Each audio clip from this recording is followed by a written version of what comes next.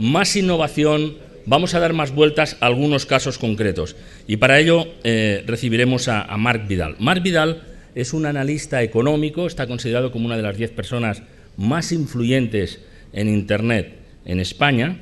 Es un emprendedor nato, muy centrado en las startups y en especial en la primera parte del recorrido, ¿no? Quizá lo más difícil cuando las startups empiezan a andar. Ha fundado 5 empresas en los últimos años, ha creado 100 puestos de trabajo y le vamos a escuchar con enorme interés. Él es el fundador de idodi.eu. Marc Vidal, cuando quiera. Adelante.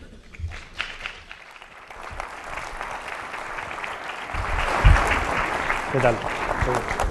Gracias. ¿Se me escucha? Después de que Starbucks esté aquí, la sensación es que es como una hormiga entrando en Tiananmen. Es una sensación de que tú eres muy pequeño y ante ti estaba algo muy grande. Yo sí que voy a hablar de mí, de yo mismo.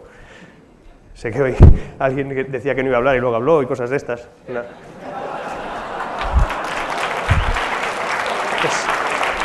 Es amigo mío, para que no se lo tome a mal. Es amigo mío, Enrique. Yo sí que voy a hablar de mí y voy a hablar en concreto, no sé si la música la podemos poner de fondo. ¿Suena? Ahí, es que voy a intentar dormiros para evitar las críticas. Yo hace 20 años me escribí a mí mismo una carta. La carta tenía 2 exigencias. Una, que la abriera yo, y 2, que la abriera 20 años después, el día que la escribí. Eso sucedió el 21 de mayo del año pasado. En esa carta, bueno, yo os lo recomiendo hacer, si alguno de vosotros no tiene nada importante que hacer esta noche, que se escriba una carta y que la abra dentro de 20 años, y descubriréis cosas fascinantes. Por ejemplo, que el que os habla, aunque se llama como vosotros, no tiene nada que ver. Comete errores gramaticales que tú matarías en estos momentos cuando los ves hacer a otro. Utiliza términos y palabras que te parecen inadecuados. Habla de sueños, proyectos, historias que nunca sucedieron. Pero si te fijas bien, y eso lo hice yo, descubres que hay una esencia, hay algo que me hace muy parecido al chico que escribió aquella carta. En la mía había 2 detalles. Por un lado, que viajaría mucho, y los que me conocen saben que viajo bastante. Y 2, que haría las cosas siempre desde el punto de vista parecido a un emprendedor. Es decir, yo mismo me lo monto, me lo guiso y si puedo lo vendo. Pero hice trampas técnicamente. En esa carta utilizaba unos datos que ya tenía, que se basaban en un viaje anterior, 4 años antes. Con 17 años yo me fui a París, me fugué de casa, y esto es así, me fugué con 17 años y 150 francos. Es muy poco dinero. Me subí en un tren de cercanías, luego en otro, y así durante 3 días hasta que llegué al destino, lo que yo consideraba que era el centro del mundo, el centro del planeta Tierra, París. Al segundo día de estar en París y estar viviendo la gran aventura de mi vida, me quedé sin dinero y hice lo que todo niño de 17 años haría. Papá. Llamé a mi papá. Me fui a la plaza Georges Pompidou, que en esos momentos estaban inaugurando el centro, esos días. Había mucha animación, mucha gente tocando música. Estaba aquel famoso señor gordo con un barrigón así que le tiran dardos. Esto hace ya mucho que no está. Cuando llamaba por teléfono a mis papás para solicitarles un giro urgente y poder volver, observé un chino que estaba a unos 50 metros de donde yo estaba en la cabina de France Telecom. Vi que el tipo, no sé por qué hace gracia France Telecom, que iba a estar allí, Movistar. Bueno, pues la cuestión es que vi al chino y el chino estaba tocando canciones de los Beatles con una guitarra. Surrealista total. Let It Be, chino, guitarra, Georges Pompidou. El tipo, yo veía que perdía dinero. Pues empecé a observar y digo, este hombre cada vez que acaba la canción, todos se levantan y se van. No dejan ni una moneda. Dejé el teléfono y mi mamá, luego te llamo. Me fui para allá, cogí la gorra del chino, tras comentarle que no lo iba a robar, y pasé la gorrita entre los que estaban escuchando en esos momentos el Hey Jude, que estaba sonando, es la otra canción que tenía. Pusieron muchas monedas porque eran argentinos, yo no sabía hablar francés en esos momentos, no tenía dinero, imagínate la situación de un niño de 17 años así. Paso la gorra, ponen el dinero, no había ganado tanto dinero en su vida ese chino, como esa tarde. Yo era un tío gracioso, entonces, he perdido mucho, y al final el chino me propuso trabajar para él. Esto es real, esto es real. Trabajé para... Yo le dije que a cambio que me iba a dar, me dijo un lugar donde dormir y comida, que era al fin y al cabo lo que yo quería. Me llevó a su casa. Yo tenía 17 años. Y allí había 13 chinos más. Todos tocaban con la guitarra. Ninguno sabía inglés, ni sabían tocar la guitarra. Y tocaban diferentes grupos. Yo les pedí si yo podía trabajar con todos, no solo con uno. Y así empezó el primer negocio que monté en mi vida. Observé lo que ellos hacían. Esto es textualmente real. No he vuelto a hablar con el chino, pero es textualmente real. Dejé de hacer algunas cosas, o obligué que dejaran de hacer algunas cosas aquellos chinos. Lo primero, que dejaran de ponerse en medio de una plaza y esperar a que la gente se acercara. Lo que hicimos fue que algunos de esos chinos buscaban al público, especialmente yo, buscaba al público.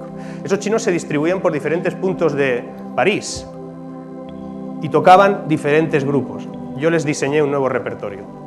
Les hice aprender de memoria nuevos grupos, algunos franceses, estaban allí. Les hice aprender grupos sudamericanos, porque había muchísimos turistas sudamericanos en aquella época en París.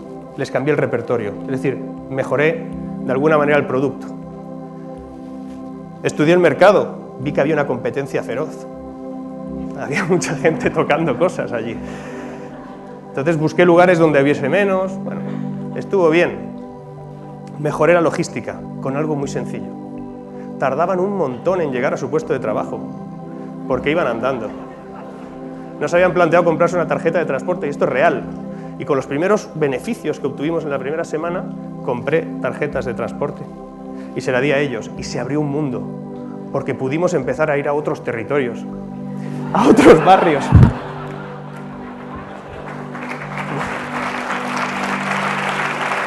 Muchísimo. Barrios como la Défense, nadie se lo había planteado. Tocar Jean-Michel Jarre con una guitarra, un chino en la Défense. Eso sí que fue innovador. De hecho, seguimos innovando y accedimos a las terrazas. En las terrazas, lo que lográbamos fundamentalmente era implicar al industrial que estaba allí. Si nos dejaba tocar cerca, le dábamos una comisión de lo que nosotros alcanzábamos, y al revés. Si él conseguía fidelizar personas allí porque nosotros estábamos tocando, nos daba algo. Eso lo negociaba yo. Y al final yo lo que era es una especie de director estratégico de 13 chinos por todo París. Funcionó. Me di cuenta que emprender no era complicado, ganar dinero tampoco, y que la vida me iba a traer fundamentalmente objetivos como emprendedor. Vi claramente que para innovar, el elemento para mí fundamental era hacerlo desde el punto de vista emprendedor, desde mi propio proyecto. Esa es mi experiencia y ese es mi modelo. Evidentemente hay otros muchos y se están presentando hoy, pero el mío parte de que yo no veo el vaso medio lleno, no soy optimista. Yo no veo el vaso medio vacío porque tampoco soy pesimista. De hecho, no veo el medio vaso por llenar porque no soy racional. Yo lo que veo es siempre medio vaso por llenar. He dicho dos veces lo mismo, ¿verdad? No veo el vaso que sobre medio vaso, eso es lo que dicen los racionales. Yo lo veo medio vaso por llenar porque soy emprendedor. Y eso, Jesús, eso lo he hecho siempre. Soy multitarea, como los Mac.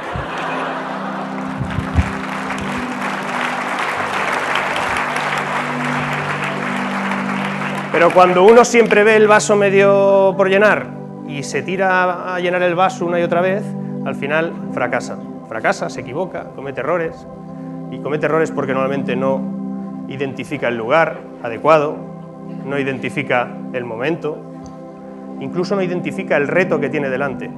Y eso me ha pasado a mí un montón de veces. Soy un experto fracasado. Soy un tipo que ha fracasado bastantes veces. Yo llego a arruinarme 2 veces completamente. Sonaban los cajeros cuando yo pasaba cerca. Los que me conocen lo saben porque se alejaban de mí. Pero al final, el reto de aprender de esos fracasos no lo pude encontrar muy cerca.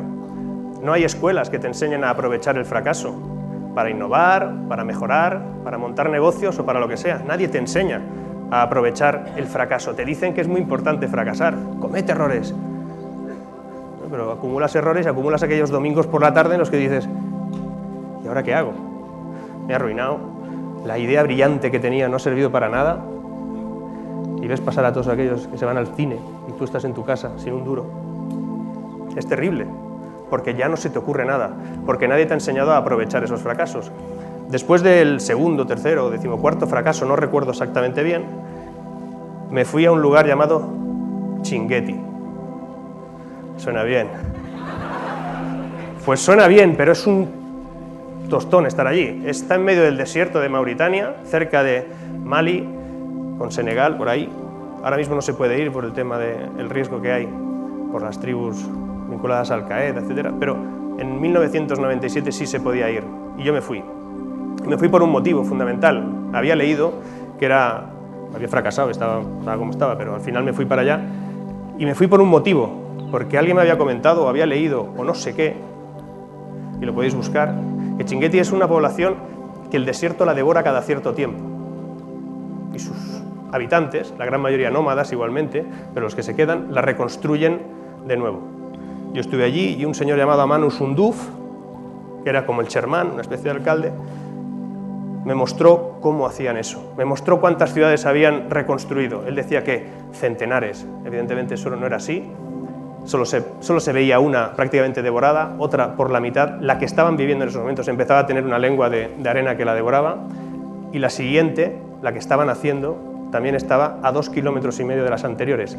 Las hacían o las hacen a 2,5 kilómetros la una de la otra. Estáis preguntándoos lo mismo. ¿O no? ¿Por qué no lo hacían 40 kilómetros más allá y se ahorraban la amargura, ¿no? Pues es muy sencillo. Bueno, me lo dijo él que era sencillo. Yo se lo pregunté a Amán y le digo, oye, ¿por qué hacéis esto? Me miró y me dijo, European,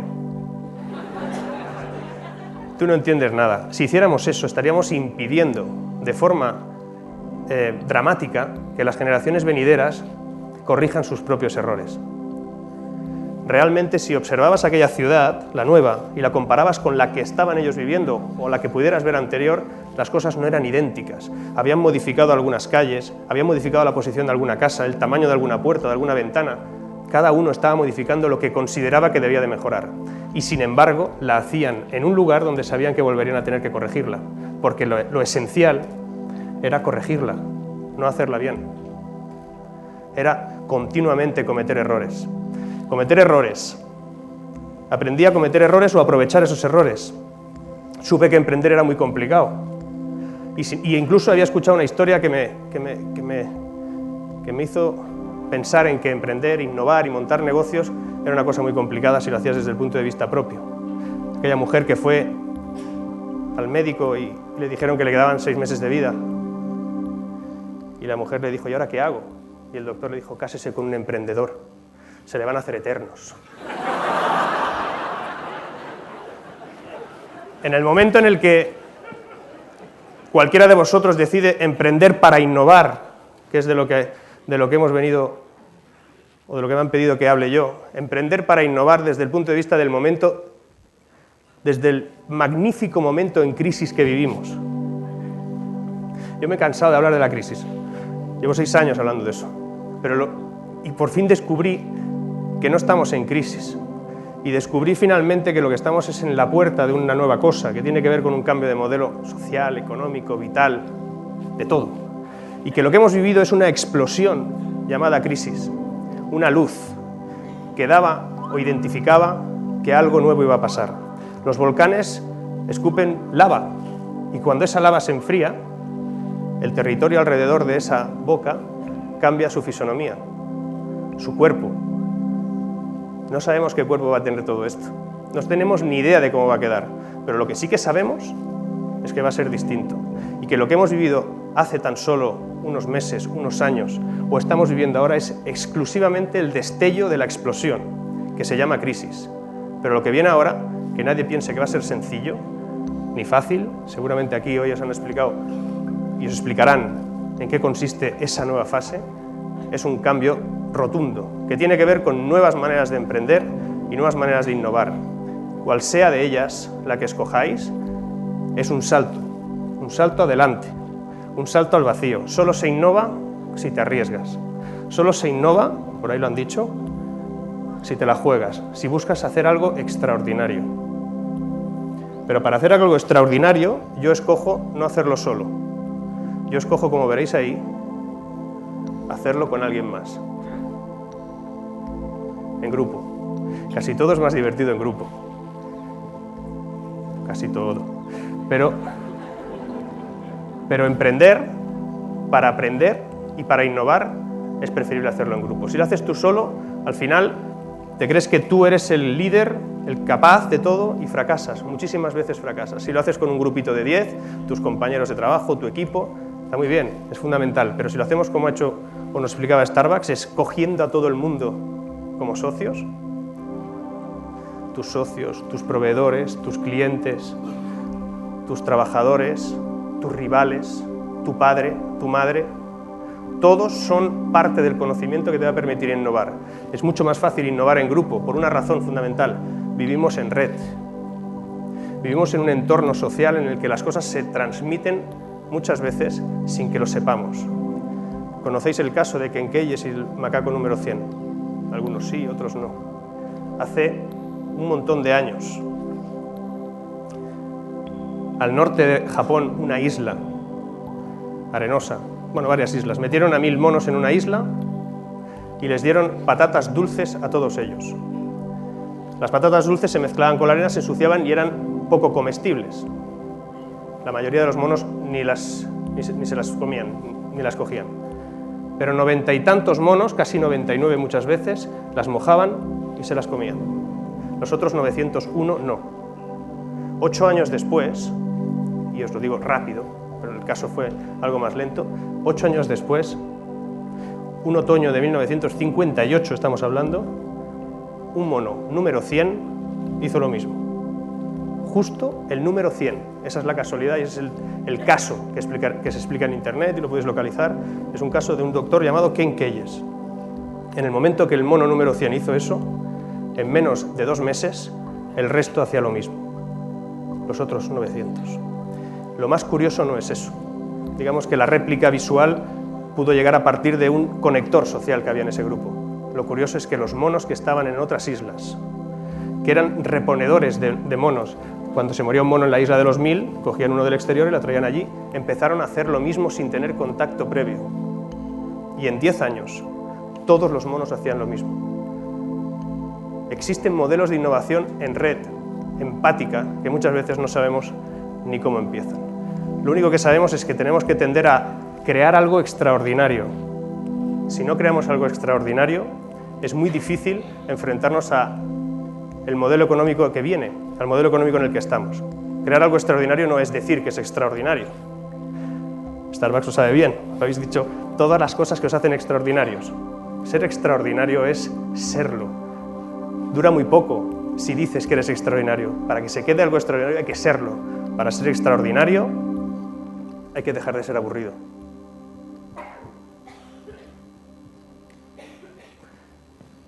Por desgracia,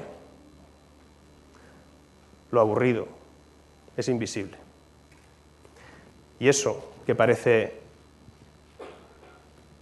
insignificante, lo es. Hay muchísimas cosas interesantes que se están haciendo en muchísimos sitios, en muchísimos casos, que por el mero hecho de no tener un factor de comunicación extraordinario, son invisibles.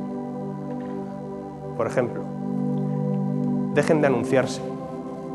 Los que tengan una empresa dejen de anunciarse, no hagan publicidad. Busquen la esencia que les hacen extraordinarios.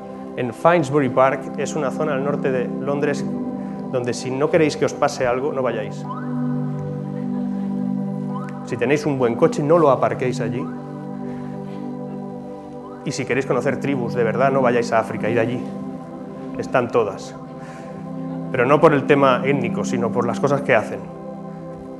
Allí, sin embargo, alguien decidió montar un hotel de lujo. Hace 5 años. Un hotel de lujo sin publicidad. Lo podéis buscar. Alguien decidió hacer un hotel de lujo comprando una nave vieja en medio de ese Finsbury Park. En estos momentos es un hotel que tiene lista de espera de años, porque le dio un valor añadido. Lo convirtió en algo especial, en un lugar de lujo, en un territorio totalmente siniestro. Y lo es. El por qué, si al final la gente lo compra o no, por qué estaban reservando esas habitaciones, lo desconozco. Pero lo que sí que sé es que lo convirtió en extraordinario en algún lugar. La innovación le hizo pensar en eso. ¿Sabéis, por ejemplo, que hay un concurso? Fijaos en lo importante de ser extraordinario. Hay un concurso en Estados Unidos de equipos de música dentro de los coches, a ver cuál es más ruidoso. No sé cómo se llama el concurso, pero esto es así. El que ganó el año pasado logró alcanzar un volumen similar a 8 veces un 747. Tú entras ahí y quedas sordo, o sea, eso se sabe, técnicamente se rompen los tímpanos, o sea, no hay opción de escuchar ese ruido de forma humana, se utilizan aparatos. Sin embargo, eso lo compran miles de personas después de que gane el concurso. Nadie va a ponerlo a ese volumen. Lo importante no es que lo escuchen, sino lo importante es saber que si quisieran, lo podrían escuchar. Pues esa es la historia. Al final es darle algo más a lo que tenemos, darle un valor nuevo. ¿Qué les damos? ¿Qué podemos hacer? ¿Qué podemos hacer con nuestras empresas? Ser más rápidos, o ser más baratos, o ser más caros, o ser más fríos, o ser más complicados, o ser más marginales, o ser más odiados, o incluso más retorcidos. Da igual, pero ser más algo. Incluso intentad ser lo más algo que nadie. No más que ahora, más que nadie. Es factible, todo es factible. Todo tiene un factor de cambio que se establece en los límites que vosotros pongáis. Y la innovación es simplemente buscar hacer algo extraordinario alrededor de lo que vosotros tenéis y hacerlo más. Más, por ejemplo, más lo que estéis pensando, me da igual. Más cualquier cosa, porque os tenéis que enfrentar a eso, a un entorno en el que deberéis de preguntaros, ¿y si yo, cuando me haga más extraordinario, por ejemplo, fracaso? ¿Me equivoco? ¿Es buena la innovación? ¿O es bueno el fracaso para la innovación? ¿Es factible innovar y fracasar a la vez? En principio, no es lo mismo innovar para fracasar que fracasar para innovar. De hecho, llevo toda la vida preguntándome, desde aquel verano de 1987, si lo importante hubiera sido fracasar innovando lo que estaba haciendo, o si lo realmente importante fue innovar fracasando, tal y como pasa en Chinguetti. La esencia de innovar, a mi modo de ver, tiene que ver con enfrentarse a las dificultades y aprovechar que esas dificultades te conviertan en algo mucho más fuerte, mucho más vendible, mucho más extraordinario. Y ahora que todo el mundo habla de esa crisis, ese cambio, esa dureza en los tiempos que vivimos, siempre me viene a la cabeza esta imagen.